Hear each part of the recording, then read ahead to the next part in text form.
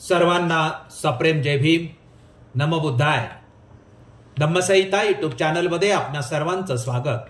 आपण आठवड्यातील प्रत्येक रविवारी बुद्ध आणि त्यांचा धम्म ग्रंथाचे प्रबोधन पर्व, प्रत्येक बुधवारी संविधान प्रबोधन मालिका आणि शुक्रवारी रिपब्लिकन प्रबोधन मालिका असे 3 कार्यक्रम सुरू केले आहेत.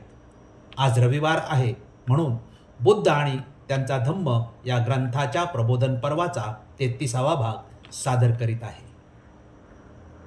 प्रबोधन पर्वाविषयी 2 शब्द.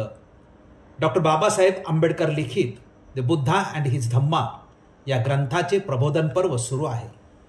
डॉक्टर आंबेडकर पुनरुज्जीवित धम्माच्या विकासासाठी धम्मसंहिता या शीर्षका अंतर्गत बौद्ध आचारसंहिता निर्माण करण्यासाठी आम्ही गेली 40 वर्ष निरंतर कार्यरत आहोत.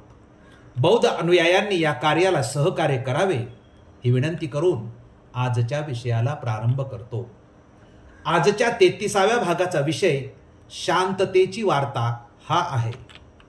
या विषयाचे स्पष्टीकरण असे: द बुद्धा अँड हिज धम्मा या ग्रंथाच्या पहिल्या खंडाच्या 2ऱ्या भागातील 5वे प्रकरण शांततेची वार्ता हे आहे.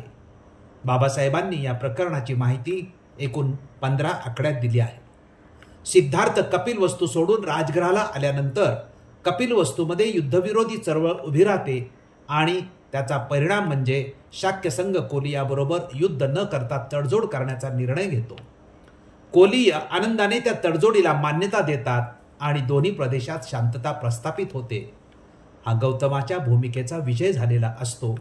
ही माहिती गौतमाला 5 परिव्राजकाद्वारे मिळते. म्हणून ही माहिती व तिचे स्पष्टीकरण या भागात आपण करणार आहोत. स्पष्टीकरणाचे मुद्दे: 1. 5 परिव्राजकाची भेट. 2. शाक्यांद्वारे चळवळ. 3. शाक्य संघाचा निर्णय. 4. कोलियांची भूमिका. 5. लवाद मंडळ नेमणूक व निर्णय. 6. शांततेची वार्ता ऐकून गौतम आनंदी. आणि 7. गौतमाचा परिव्राजक म्हणून राहण्याचा निर्णय. स्पष्टीकरणाचा पहिला मुद्दा म्हणजे 5 परिव्राजकाची भेट हा आहे आणि याचे स्पष्टीकरण असे की गौतम कपिलवस्तूवरून 400 मैल अंतर चालून राजगृहात आला होता. तिथे मगध राजा बिंबिसार त्याला भेटून गेला होता.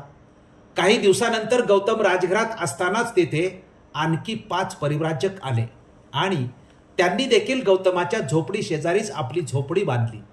हे 5 परिव्राजक म्हणजे कौंडिन्य, अश्वजित, कश्यप, महानाम आणि भद्रिक होत. याच पंचवर्गीयांना ज्ञानप्राप्तीनंतर तथागतांनी सारनाथ येथे पहिले प्रवचन केले होते. सिद्धार्थाला पाहून ते आश्चर्यचकित झाले होते. या 5 परिव्राजकांनी गौतमाला प्रथमच परिव्राजकाच्या रूपात राजगृहात पाहिले होते तेव्हा राजगृहातील लोकांप्रमाणे ते देखील गौतमाचे रूप पाहून थक्क झाले होते. अशा व्यक्तिमत्वाने परिव्राजा का स्वीकारली असावी याचा त्यांना प्रश्न पडला. या पंचवर्गीयांनी सिद्धार्थाला परिव्राजा घेतल्याबाबतचे कारण विचारले. राजा बिंबिसाराने सिद्धार्थाला जसा प्रश्न विचारला होता तसाच प्रश्न या 5 परिव्राजकांनी सुद्धा सिद्धार्थाला विचारला. स्पष्टीकरणाचा दुसरा मुद्दा शाक्यांद्वारे चळवळ हा आहे आणि याचे स्पष्टीकरण असे की 5 परिव्राजकांनी सिद्धार्थाला परिव्राजेचे कारण विचारल्यानंतर सिद्धार्थाने आपल्या परिव्राज्या कोणत्या परिस्थितीत आपण स्वीकारावी लागली आपल्याला हे सर्व सविस्तर त्या परिव्राजकांना त्यांनी सांगितले. हे जेव्हा त्यांना समजावून सांगितले तेव्हा ते म्हणाले, आम्ही त्याबद्दल ऐकले आहे. हे स्पष्ट करून त्यांनी सिद्धार्थाला प्रश्न केला की तुम्ही निघून आल्यानंतर मागे कपिलवस्तूमध्ये काय काय घडले हे तुम्हाला माहीत आहे काय? यावर सिद्धार्थ म्हणाला, नाही. त्यानंतर त्यांनी सिद्धार्थाला सांगितले की त्याने कपिलवस्तू सोडल्यानंतर कोलियांशी युद्ध पुकारण्याविरुद्ध शाक्यांनी फार मोठी चळवळ केली. स्त्री पुरुषांनी मुलामुलींनी निदर्शनं केली आणि कोलिय हे आमचे भाऊ आहेत. भावाने भावाविरुद्ध लढणे चूक आहे. त्यांनी शाक्य संघाकडे मागणी केली की सिद्धार्थ गौतमाच्या हद्दपारीचा विचार करावा आणि अशा प्रकारच्या घोषणांचे फलक हातात घेऊन त्यांनी मिरवणुका काढल्या. मागणी मान्य करण्यासाठी तीव्र आंदोलन झाले. स्पष्टीकरणाचा तिसरा मुद्दा की शाक्य संघाचा निर्णय हा आहे.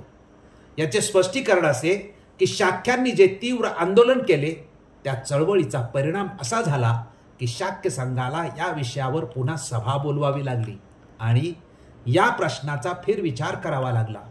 ज्यावेळी शाक्य संघाने या विषयावर फेरविचार करण्यासाठी सभा बोलवली होती त्यावेळी कोलियांशी सभेत घडवून आणण्याच्या बाजूनेच बहुमत होते. वातावरण याच बाजूने होते. या सभेत विचार विनिमय होऊन वाटाघाटी करण्याच्या बाजूने निर्णय घेतला. म्हणजे कोलियांशी वाटाघाटी करण्याच्या बाजूने हा निर्णय झाला. त्या निर्णयानुसार शाक्यांद्वारा कोलियाशी शांततेच्या वाटाघाटी करण्यासाठी आपले दूत म्हणून 5 शाक्यांची निवड करण्याचे संघाने ठरवले. स्पष्टीकरणाचा चौथा मुद्दा कोलियांची भूमिका हा आहे आणि याचे स्पष्टीकरण असे की शाक्यांमध्ये सिद्धार्थ गौतमाबाबत ज्या घटना घडल्या होत्या त्या सर्वांची माहिती कोलियापर्यंत पोहोचली होती. अगोदर शाक्यांनी युद्ध करण्याचा निर्णयच घेतला होता त्यामुळे कोलीय शाक्याकडे जाऊ शकत नव्हते. परंतु सिद्धार्थाने परिव्रज्या घेतल्यानंतर शाक्यांनी जी चळवळ केली आणि या चळवळीच्या तीव्रतेमुळे शाक्य आपल्या निर्णयाचा फेरविचार करीत आहेत हेही त्यांना कळले होते.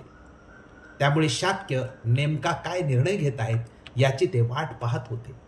सभा बोलावून कोलियांशी वाटाघाटी करण्याचा शाक्य संघाने निर्णय घेतला हे कोलियांनी जेव्हा ऐकले तेव्हा त्यांना तर फारच आनंद झाला होता.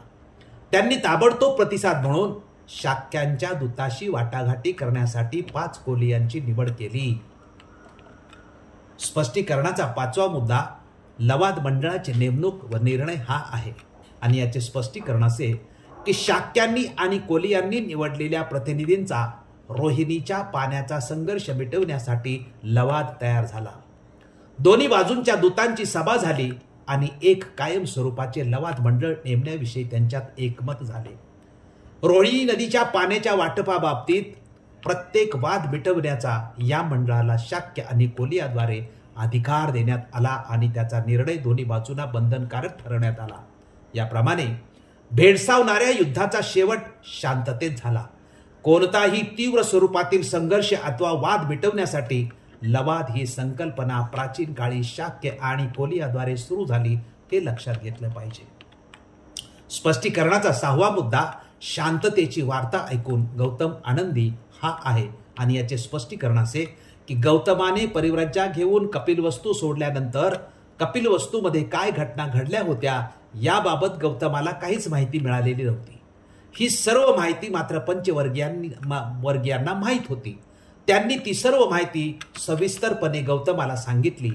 कपिलवस्तू येथे काय घडले हे गौतमाला सांगितल्यानंतर ते परिव्राजक म्हणाले, आता यापुढे तुम्ही परिव्राजक म्हणून राहण्याची आवश्यकता नाही, कारण ज्यासाठी तुम्ही परिव्राज्या घेतली ती समस्या मिटलेली आहे. आता तुम्ही घरी जाऊन आपल्या कुटुंबाबरोबर का बरे राहत नाही. यावर सिद्धार्थ त्या 5 परिव्राजकांना म्हणाला की ही शुभवार्ता ऐकून मला फार आनंद झाला आहे. हा माझा विजय आहे, परंतु मी आता घरी जाणार नाही आणि मी जाता सुद्धा कामा नये.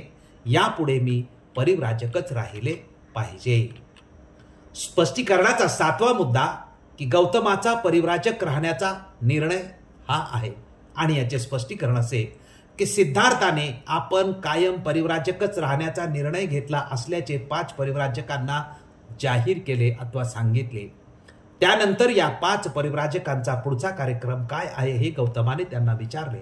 त्या 5 परिव्राजकांनी गौतमाला उत्तर दिले की आम्ही तपस्या करण्याचे ठरवली आहे.